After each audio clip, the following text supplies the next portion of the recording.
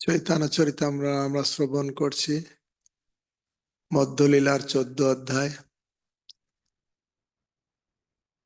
ধীর, অধীর, ধীরাধীর।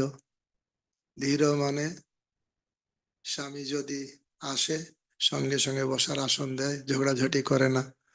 অধীর খুব মান টান করে। ধীর অধীর দুটো একসঙ্গে আছে, ধীরাধীর। এবার আছে গোপীদের কথা।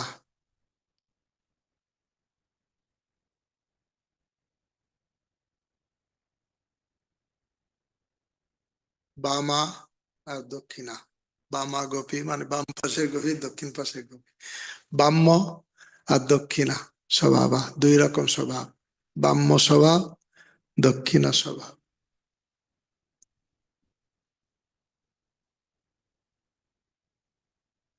হম।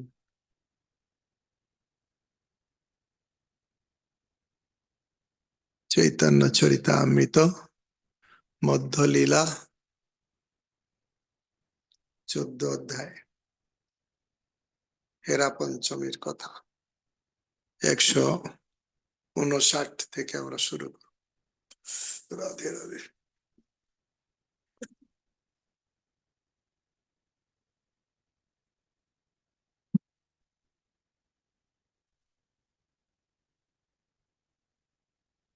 159 শ্লোক। বামায়া গোপীগণ দক্ষিণায়াক গণ, নানা ভাবে করায় কৃষ্ণের রস আস্বাদন। গোপীদের ভিতরেও দুই প্রকার আছে, বাম্য স্বভাবা, দক্ষিণা স্বভাবা। বামা এবং দক্ষিণা, তারা নানাভাবে কৃষ্ণের রস আস্বাদন করা। গোপীগণ মধ্যে শ্রেষ্ঠা রাধা ঠাকুরানী, নির্মল উজ্জ্বল রস প্রেম রত্নখানি। গোপীদের ভিতরে শ্রেষ্ঠ হচ্ছে কে? রাধা রানী। বয়সে মধ্যমাতে হোক, স্বভাবে সমা, গাঢ় প্রেম ভাবে তেহ নিরন্তর বামা। শ্রীমতী রাধারানী বয়সে মধ্যমা, স্বভাবে সমা এবং নিরন্তর বামা। উজ্জ্বল নীলমণি রূপগোস্বামী বামা দক্ষিণা গোপীদের বর্ণনা করেছেন। বামা গোপীদের বর্ণনা করে বলা হয়েছে কি, যে নায়িকা মান গ্রহণে সর্বদা উদ্যোগ বিশিষ্টা, মান শৈথিল্যে কোপ বিশিষ্টা, নায়কের বশ্য নন, তার প্রতি কঠিনা, তিনি বামা স্বভাব। বুঝতে পারলেন? সর্বদা মান অভিমান করে। আর কি? আর এদিকে শিথিলতা দেখলেই কোপ বিশিষ্টা, নায়কের বশ্য নন, যে নায়ক কিছু অন্যায় করবে আর নায়িকা একদম অনুগত বলে সব স্বীকার করবে না, একদম উল্টো বকা দেবে, তার প্রতি কঠিনা, কখনো কখনো কঠিনা। যেমন রাধারানী, কালো রূপা দেখবো না, ওকে বলে যাও ও যেন আর না আসে, এত কঠিন হয়ে যান কৃষ্ণকে। তিনি বামা নামে কথিতা। দক্ষিণা গোপীদের বর্ণনা করে বলা হয়েছে, দক্ষিণা স্বভাব কারা? যে নায়িকা মান গ্রহণে অসহ্য, মান কেউ যদি মান করেও সে অসহ্য, তার কাছে সহ্য হয় না। নায়কের প্রতি যুক্ত বাক্য প্রয়োগকারী, দক্ষিণা স্বভাব, কথাবার্তা বলে আবার ঠিক মিটিয়ে নেন। নায়কের সল্লুষ্ট বাক্যে প্রসন্না। নায়ক হয়তো নেগলেক্ট করলো, কিন্তু এসেই যদি একটু প্রশংসার সুযোগ কিছু বলে দিল, কিন্তু রাধা রানীর কাছে সে হাতে ধরছে, পায়ে ধরছে, না না না, যাও যাও, যেতা শিলে সেতা যাও, এখানে কেন আসলে রাধা রানী আমাকে কাঁদানোর জন্য?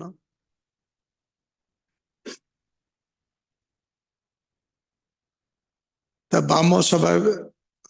বাম্য স্বভাবে মান ওঠে নিরন্তর, তার মধ্যে ওঠে কৃষ্ণের আনন্দ সাগর।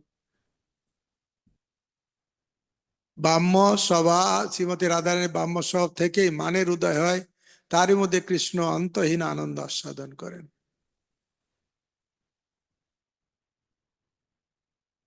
কোন স্বভাবটা ভালো? ব্রাহ্ম স্বভাব ভালো? ব্রাহ্ম স্বভাব বুঝতে পেরেছেন তো প্রভু, অদ্বৈত প্রভু? ব্রাহ্ম স্বভাব বুঝতে পেরেছেন? হ্যাঁ হ্যাঁ হ্যাঁ সিম্পল। প্রভু, বুঝতে পেরেছি। ব্রাহ্ম স্বভাব মানে কি? ব্রাহ্ম স্বভাব হচ্ছেন যিনি আহ, ওই মান গ্রহণের সব সময়, যে এখানে বলা হয়েছে উদ্যোগ বিশিষ্টা, এবং যিনি নিজে নিজে নায়কের বৈশ্য নিজে যেটা নন। বুঝেছেন সেটা বলুন, নিজে যেটা ভাষা। হুম।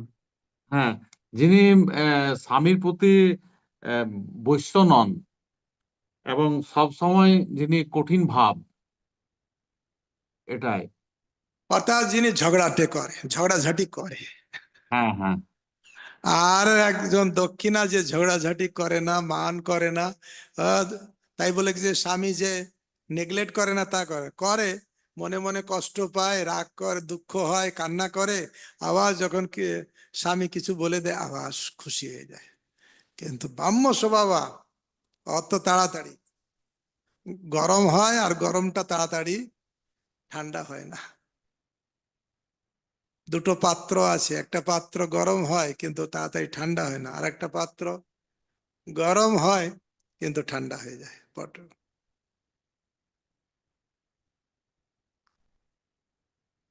কারণ ব্রাহ্ম স্বভাব বা মান গ্রহণ করে। তাহলে কোনটা ভালো?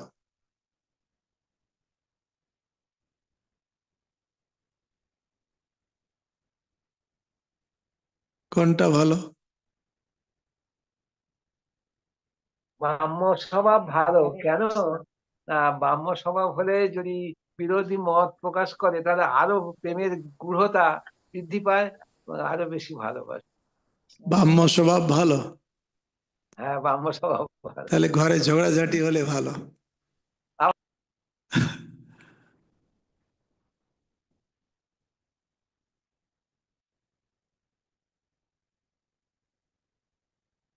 কোনটা ভালো?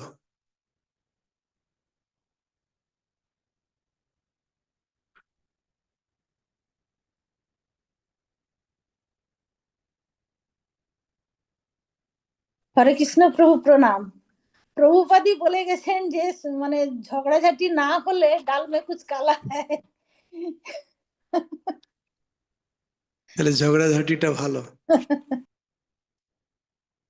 তাহলে ব্রাহ্ম স্বভাব বা গোপীরা ভালো, দক্ষিণ স্বভাব বা গোপীরা খারাপ?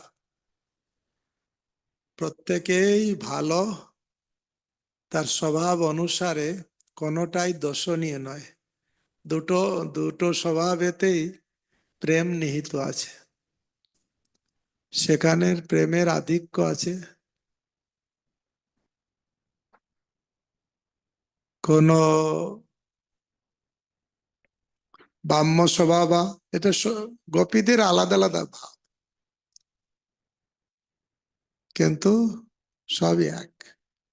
ব্রাহ্ম স্বভাবে মান ওঠে নিরন্তর, তার মধ্যে ওঠে কৃষ্ণের আনন্দ সাগর, তাতে কৃষ্ণ আনন্দ পায়। মান করে, দেখবো না, কালো রূপ দেখবো না, কালো সোনা বদমাইশ, তাতেই আনন্দ পায়। প্রিয়া যদি মান করি করয়ে ভৎসন, বেদস্তুতি হইতে হরে সেই মর্ম। অহেরিব গতিং প্রেম না স্বভাব কুটিলা ভবেত, অত হেত হেতস্য জুনর মান উদঞ্চতি। সর্পের মতোই প্রেমের স্বভাব, সর্পের মতো। সাপ সোজা চলে না, বেঁকিয়ে তেকিয়ে চলে। সর্পের মতন প্রেম কুটিল গতি। সেই জন্য যুবক যুবতীর মধ্যে অহতুকি সহতুকি দুই প্রকার মানের উদয় হয়। কখনো সত্যিকারে কিছু কারণ আছে তার জন্য মান করেছে, ঠিক আছে, আবার বিনা কারণেই মান করে বসে থাকে। এই জন্য সহেতু অহতু দুটো কারণে হতে পারে। এত শুনিবারে প্রভুর আনন্দ সাগর, কহ কহ কহে প্রভু বলে দামোদর, কহ বল দামোদর।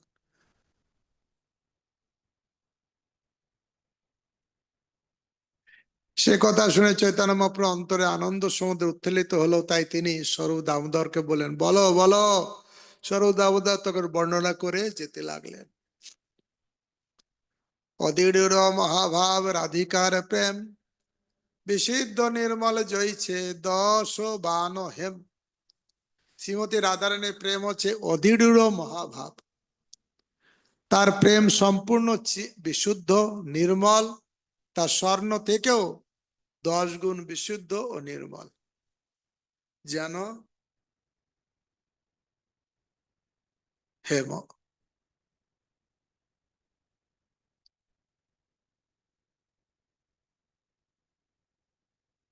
10 বান হেম মানে সোনা পিওর, তার থেকে 10 গুণ পিওর এটা প্রেম, অধীর মহাভেব। কৃষ্ণের দর্শন যদি পায় আচম্বিতে, নানা বা বিভূষণে হয় বিভূষিতে। হঠাৎ যদি কৃষ্ণকে দেখা হয় তখন তৎক্ষণাৎ তার শ্রীঅঙ্গ নানা প্রকার ভাবরূপ ভূষণে বিভূষিত হয়ে যায়। কৃষ্ণকে দেখলেই সঙ্গে সঙ্গে আলাদা বিভূষণ পড়তে হয় না, ভাব বিভূষণ রাধারানীর অঙ্গে আসে। সেটা কি? অষ্টসাত্ত্বিক হর্ষাদি ব্যভিচারী যার সহজ প্রেম বিংশতি ভাব অলঙ্কার। শ্রীমতী রাধারানী শ্রী অঙ্গের অপ্রাকৃত অলঙ্কার হচ্ছে 8টি সাত্ত্বিক ভাব। এটা হচ্ছে রাধারানী অলঙ্কার। কি কি?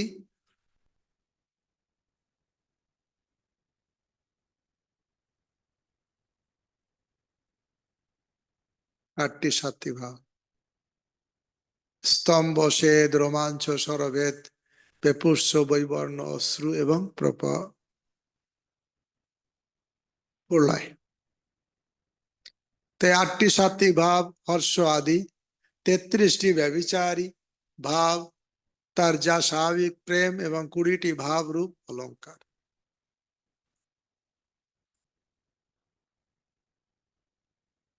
লিস্ট দেওয়া আছে।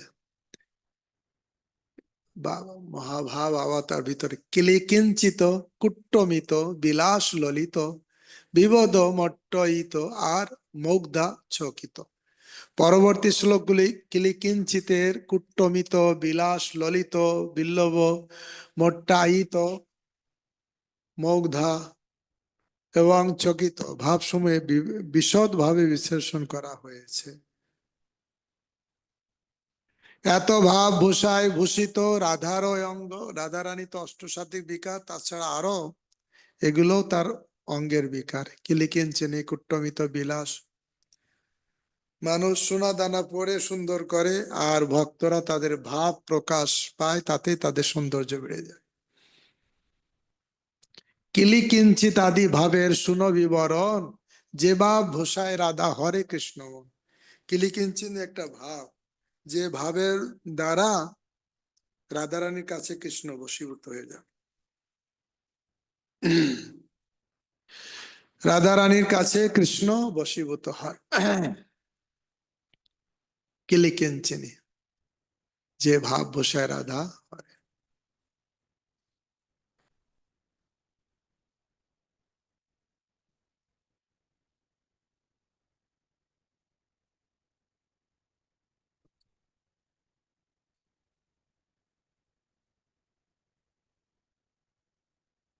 রাধারানীর হাতের ফুল যে পাণ্ডব প্রভু আজকে অর্চন করে এসছে, যে রাধা মাধবের সেবা সুযোগ পেয়েছে অল্টারে, তাই রাধা মাধবের কাছ থেকে এসছে পাণ্ডব প্রভু। ফুল নিয়ে আপনারা গ্রহণ করুন। রাধা মাধবের চরণের ফুল, প্রসাদী ফুল, এসব চরণ থেকে এসছে রাধারানীর, গোবিন্দের চরণ। এই রাধারানীর কথা আলোচনা হচ্ছে, রাধারানী আর প্রসাদ এসছে। আপনারা আপনাদের আপনার মনে মনে প্রসাদ গ্রহণ করুন। রাধা মাধবের প্রসাদ আপনার হয়ে আমরা পেয়ে নেব, আপনাদের হয়ে।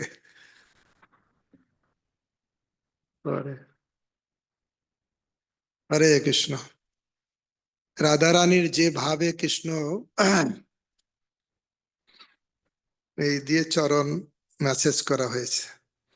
সেটাই। কিলিকিঞ্চিনাদি ভাবের শুনো বিবরণ, যে ভাব ভূষয় রাধা হরে কৃষ্ণ।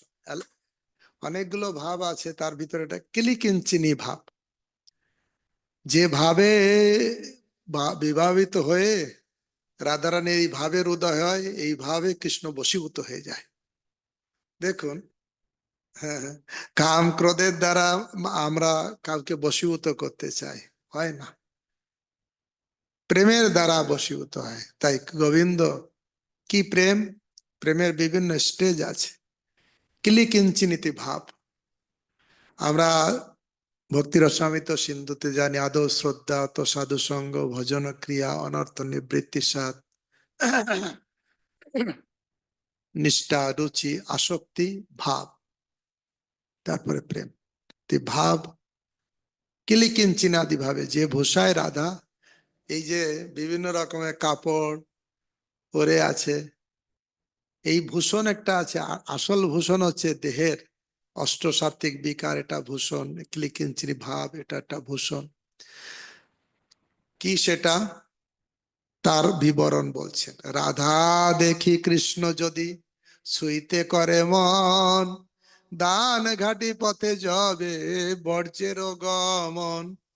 শ্রীমতী রাধারানীকে দর্শন করে শ্রীকৃষ্ণ যখন তার অঙ্গ শ্রী অঙ্গে স্পর্শ করতে ইচ্ছা করেন, তখন তিনি যমুনা পার হবার দান ঘাটি পথে তার পথ অবরোধ করেন। কৃষ্ণ কি করেন, ভাবছেন রাধারানীকে একটু ছোব, টাচ করব। এর জন্য কি করেন, আপনারা যারা বৃন্দাবনে যাবেন গোবর্ধন পরিক্রমায়, ঠিক গোবর্ধন শহর থেকে যখন আমরা নিচের দিকে না, ওটাকে বলে দান ঘাটি। আর ওই দান ঘাটিতে কৃষ্ণ ট্যাক্স নিতেন, দান গ্রহণ করার জন্য বসে থাকতেন। যে মথুরা থেকে আমি এসেছি, এই পথ দিয়ে দুধ দধি মাখন নিয়ে তোমরা মথুরায় যাচ্ছ, ট্যাক্স দিয়েছ। আমি হচ্ছে কোটাল, মাথায় পাকড়ি বেঁধে কৃষ্ণ দাঁড়িয়ে থাকতেন। উদ্দেশ্য হচ্ছে রাধারানীকে টাচ করবে। রাধা দেখি কৃষ্ণ যদি ছুঁইতে করে মন, দান ঘাটি পথে যাবে বর্জ্যের গমন। তখন কৃষ্ণ দান ঘাটিতে এসে দাঁড়ায়। কৃষ্ণ রাধারানীকে ছোঁয়ার ইচ্ছা, যবে আসি মানা করে পুষ্প উঠাইতে, সখী আগে চাহে যদি গায়ে হাত দিতে। শ্রীকৃষ্ণ শ্রীমতী রাধারানীকে ফুল তুলতে নিষেধ করে। দান ঘাটিতে ফুলেরও বাগান আছে, আর একটা বাগান আছে, সেটাও এখানে এই লীলা হয়। সেটা হচ্ছে রাধাকুণ্ডের একটু পাশে, কুসুম সরোবরের পাশে। কুসুম সরোবরের পাশে রাধাকুণ্ডে তো জলকেলি হয়, আর কুসুম সরোবরের পাশে ওখানে সুন্দর ফুলের বাগান। রাধারানী ফুল তোলে, আর ওখানেও দান ঘাটির মতন ওখানে এসে আটকায়, ট্যাক্স কেন দেবে না, তারপর ধরতে যায়। আর রাধা দেখি কৃষ্ণ যবে আসি মানা করে পুষ্প উঠাইতে, সখী আগে চাহে যদি গায়ে হাত দিতে। এই পুষ্প তুলবে না, তাও বলে তোমার বাবার পুষ্প নাকি আমি তুলবো, না আমি কংসের কোটাল, হ্যাঁ তোমাকে কে চেনে। ফুল তুলতে যাচ্ছে, রাধারানী তখন কৃষ্ণ তাকে হাত দিয়ে আটকাচ্ছে, এমনি বলতে হবে, ভাবছে দেখাচ্ছে আমি দারোয়ান, সিকিউরিটি। আর সখী শ্রীকৃষ্ণ শ্রীমতী রাধারানী ফুল তুলতে নিষেধ করেন। সেই সময় সখীদের সামনেই তার গায়ে হাত দিতে চান কে, কৃষ্ণ। এই সব স্থানে কিলি কিঞ্চিত উদ্গম, প্রথমে হর্ষ সঞ্চারী মূল কারণ। সেই সময় কিলি কিঞ্চিত ভাবের উদ্গম হয়। প্রথমে হর্ষ পূর্ণ সঞ্চারী ভাব তার মূল কারণ। শ্রীমতী রাধারানী যখন বাড়ির বাইরে যান, তখন তিনি অত্যন্ত সুন্দর আকর্ষণীয় সজ্জায় সজ্জিত হন। এটি শ্রীকৃষ্ণকে আকর্ষণ করার জন্য তার স্ত্রী সুলভ স্বভাব এবং তার সৌন্দর্যে আকৃষ্ট হয়ে শ্রীকৃষ্ণ তার শ্রী অঙ্গে স্পর্শ করতে ইচ্ছা করেন। তখন কোনো অছিলায় দান ঘাটি যাওয়ার পথে অথবা পুষ্প কাননে শ্রীকৃষ্ণ তাকে বাধা দেন। এইভাবে শ্রীকৃষ্ণ শ্রীমতী রাধারানীর সঙ্গে তার লীলা বিলাস করেন। শ্রীমতী রাধারানী গোপবালিকা, তাই তিনি কলসিতে দুধ নিয়ে যমুনার অপর পারে তা বিক্রি করতে যান। নদী পার হতে হলে শুল্ক দিতে হয়। কখনো কখনো যমুনার ঘাটে কোনো নৌকা নেই, একটা নৌকাই আছে, সে হচ্ছে কৃষ্ণ। বসে আছে, বুঝে দেখছে কেউ নৌকা নেই, কোথায় ওপারে যাবে, চলো। উঠিয়েছে, এবার বলছে পয়সা দাও, কড়ি দাও, কড়ি না হলে পার করব না। এইভাবে বিভিন্ন রকমের ভাবের আদান প্রদান শেখানো হয়। নদী পার হতে হলে শুল্ক দিতে হয়। যেখানে মাঝি শুল্ক সংগ্রহ করে সেই স্থানটিকে বলা হয় দান ঘাটি। সেখানে শ্রীকৃষ্ণ রাধারানীকে বাধা দিয়ে বলেন, যে পর্যন্ত তুমি শুল্ক না দেবে সে পর্যন্ত তোমাকে যেতে দেওয়া হবে না। এইভাবে শ্রীমতী রাধারানীর সঙ্গে শ্রীকৃষ্ণের যে লীলা তাকে বলা হয় দান লীলা। তেমনি শ্রীমতী রাধারানী যখন পুষ্প চয়ন করতে যান, তখন শ্রীকৃষ্ণ পুষ্প বনের অধিকারী হয়ে তুমি আমার ফুল চুরি করছো বলে তাকে বাধা দেন। এই ছলে এই সময় শ্রীমতী রাধারানীর কিলিকিঞ্চিত ভাবের উদয় হয়। এই সমস্ত ভাবের লক্ষণগুলো ছিল রূপ গোস্বামী তার উজ্জ্বল নীলমণি গ্রন্থে উদ্ধৃতি করেছেন। কি সেই ভাবগুলো? গর্ভাভিভাস রুদিত স্মিতায়ু ভয়ক্রমান সঞ্চারী করণং হর্ষা দুচ্যতে কিলিকিঞ্চিতম। গর্ব, অভিলাষ, রোদন, স্মিত, অনুসয়া, ভয়, ক্রোধ, এই 7টি ভাবের হর্ষ সহ সংকরীকরণ অর্থাৎ মিশ্রণ করাকে কিলিকিঞ্চিত কিলিকিঞ্চিত ভাব, কিলিকিঞ্চিত ভাব। গর্ব, অভিলাষ, রোদন, স্মিত, অনুসয়া, অসূয়া, ভয়, ক্রোধ, বিভিন্ন রকম শরীরের বিকার দেখাচ্ছে। কারণ একদিকে ভয় আছে, একদিকে হাসি আছে, আবার কান্না করে, আবার ভয় পায়, আবার রাগ দেখায়, সবকিছু মিলে একটা কিলিকিঞ্চিত ভাব। আর 7 ভাব আসি সহজে মিলয়, অষ্টভাবে সম্মিলনে মহাভাব হয়। অষ্টভাব, একটা হচ্ছে কিলিকিঞ্চিত ভাব, টাচ করতে আসলে একটা শরীরের ভিতরে একটা ঝিলিক মারে। আর বাকি 7টা মিলন হয়ে মহাভাবের উদয় হয়। গর্ব, অভিলাষ, ভয় শুষ্ক রুদিত, ক্রোধ অনুসূয়া হয় আর মন্দ স্মিত। মহাভাবের 7টি উপাদান গর্ব, অভিলাষ, ভয়, শুষ্ক, রোদন, ক্রোধ, অসূয়া এবং স্মিত হাস্য। এটাই তো সেই ভাব, কিলিকিঞ্চিত ভাব। নানা সাধু অষ্টভাব একত্র মিলন, যাহার আস্বাদে তৃপ্ত হয় কৃষ্ণ মন। চিন্ময় স্তরে 8 প্রকার ভাব রয়েছে, সেগুলি যখন একত্রে মিলিত হয় তখন তা আস্বাদন করে শ্রীকৃষ্ণের মন সর্বতভাবে তৃপ্ত হয়। দধি খণ্ড, ঘৃত মধু, মরিচ কর্পূর, এলাচি মিলনে জয়ছে রসালা মধুর। দেখুন, একই দই, ভালো লাগে। কালকে অনেকদিন পরে দই খেলাম, ভালো লাগলো। নিজেরা পেতেছিল, নিজেরা পাতলে ভালো, অরিজিনাল গাভীর দুধ, সেই দুধ দিয়ে দই পাতলে খুব সুস্বাদু হয়। তা দইটা খুব ভালো। দইয়ের ভিতরে যদি খণ্ড মিশ্রি দেওয়া হয় আর একটু ভালো লাগবে। দই দেয়া হলো, মিশ্রি দেওয়া হলো, তার সঙ্গে আর একটু ঘিতো দেওয়া হলো, কি হবে? আর একটু ভালো লাগবে। দই, মিশ্রি, ঘিতো দেওয়া হলো, তার সঙ্গে আবার একটু মধু দেওয়া হলো, আর একটু ভালো লাগবে। আর দই, মিশ্রি, ঘিতো, মধু, তার সঙ্গে আবার মরিচ দেওয়া হলো, আবার একটু ভালো লাগবে। তারপরে আবার কর্পূর দেওয়া হলো, আবার একটু ভালো লাগবে। এলাচি দিলে আর একটু ভালো লাগবে। ঠিক সেই রকম একটা ভাব একটার পর একটা বাড়ে, আর কৃষ্ণের সেটাই বেশি আনন্দ হয়, রসালা মধুর। দধি দুগ্ধ ঘৃত মধু মরিচ কর্পূর, এলাচি মিলনে জয়ছে রসালা মধুর।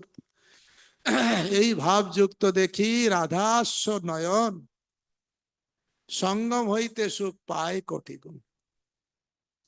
এই সমস্ত ভাবযুক্ত রাধারানী মুখ নয়ন দর্শন করে কৃষ্ণ তাকে নিবিড় ভাবে আলিঙ্গন করার থেকেও কোটি সুখ লাভ পায়। শুধু এই যে ভাবের উদয় হয়েছে চোখের একটা, আসলে ওকে বলছিলেন আগেকার মহিলাদের ভিতরে আকর্ষণ ক্ষমতা ছিল। কেন? তারা কাপড় পরতো, একটু লজ্জা পেত, কোনো কথা একটু লজ্জাশীলা। এখন সবার কথা বলছি না, কেউ খারাপ ভাববেন, এখন অনেকের লজ্জা শরম বলতে কিছু নেই, এই জন্য ভালো পুরুষদের আর আকর্ষণও করে না। আর এই সমস্ত লজ্জা সংকোচ এগুলো একটা ভূষণ, নারীর ভূষণ। কিন্তু এখন সবাই, সবার কথা বলছি না, বেশিরভাগই মানুষ শর্ট কাপড় পরছে, এমন এমন ড্রেস পরাচ্ছে, হ্যাঁ পিঠ দেখা যায়, অমুক অমুক, যা তাতে মানুষের কোনো কেমন কেমন মহিলা যাচ্ছে কোন। কিন্তু মহিলাদের আকর্ষণ হয় কোথা থেকে?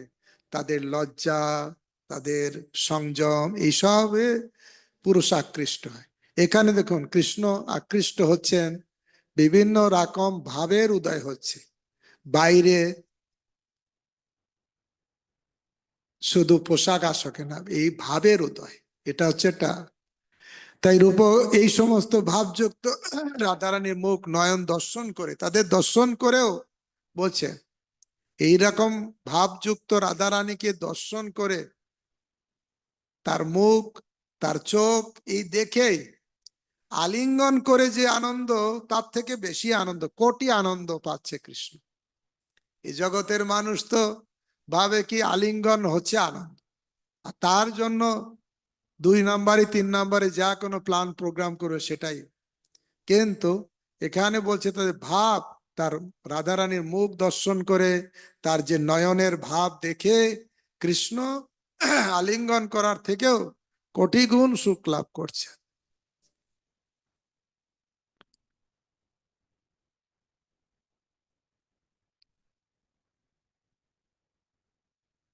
অন্তস্মেত জলা জল করন্নাবকীর্ণ পক্ষা অঙ্কুরা কিঞ্চিত পাটলিতাঞ্চলা রসিক উত্ত শিলা পুর কুঞ্চিতি রুদ্ধায় পথি মাধবেন মধুর বাড়ুগ্না তারোত্তরা রাধায়া কিলি কিঞ্চিত তব কিনি দৃষ্টি স্ত্রিয় বকিরা।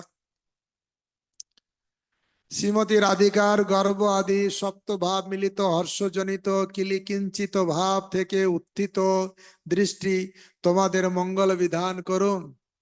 রাধারানীর এই ভাব থেকে যে দৃষ্টি, সেই দৃষ্টি তোমাদের মঙ্গল বিধান করুন।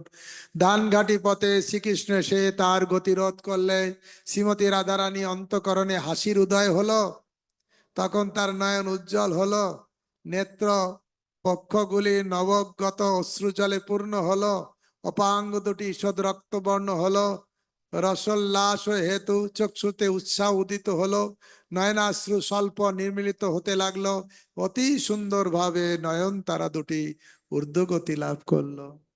কৃষ্ণকে দেখেই তার যে বিকার হলো, চোখে কেমন হলো, শরীরে কি ভাব উদয় হলো, মনের কি ভাব হলো, সব এই কিলিকিঞ্চিত ভাব উদয়। বাষ্পকুলিতারুণ্যঞ্চল চল নেত্রং রসোল্লাসিতং হেল্লোল্লাসচলাধরং কুটিলত কুঞ্চিতগ্ন মুদ্রাত্ম স্মৃত রাধায়া কিল কিঞ্চিতাঞ্চিতামসৌ বিক্ষুনান সঙ্গমা দানং তব বাপ কোটি গুণিতং জভুন্ন গির গোচর।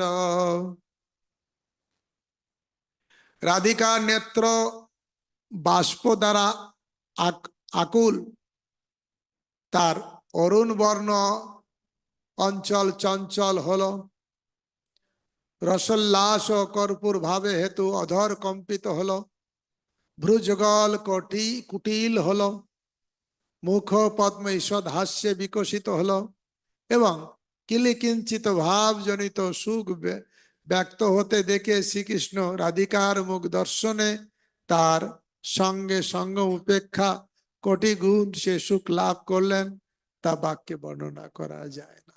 যে কোটি গুণ। এত শুনে প্রভু হইলা আনন্দিত মন, সুখাবিষ্ট হইয়া স্বরূপে কইলা আলিঙ্গন। এত সুন্দর কথা, এত রাধারানীর ভাবের কথা এত সুন্দর ভাবে বর্ণনা করেছেন স্বরূপ দামোদর, আর শুনে মহাপ্রভু আনন্দে স্বরূপ দামোদরকে আলিঙ্গন করলেন। বিলাসাতি ভাব ভূষার কহত লক্ষণ, যেই ভাবে রাধা হরে গোবিন্দের মন। মহাপ্রভু আর একটা প্রশ্ন করলেন, বিলাসাদি যে সব ভাব আছে, কিঞ্চিত ভাবের কথা বলা হলো, এবার বিলাসাদি যে ভাব, রাধার আরো কি কি ভাব হয় যার দ্বারা কৃষ্ণকে আকৃষ্ট করেন, গোবিন্দের মন হরণ করে, সেটা তুমি আমাকে বলো।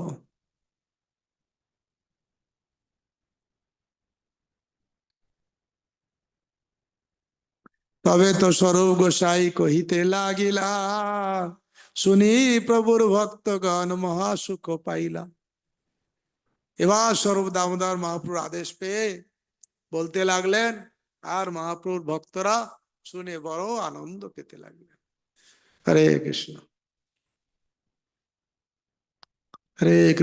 হরে কৃষ্ণ কৃষ্ণ কৃষ্ণ হরে হরে, হরে রাম রাম রাম হরে হরে।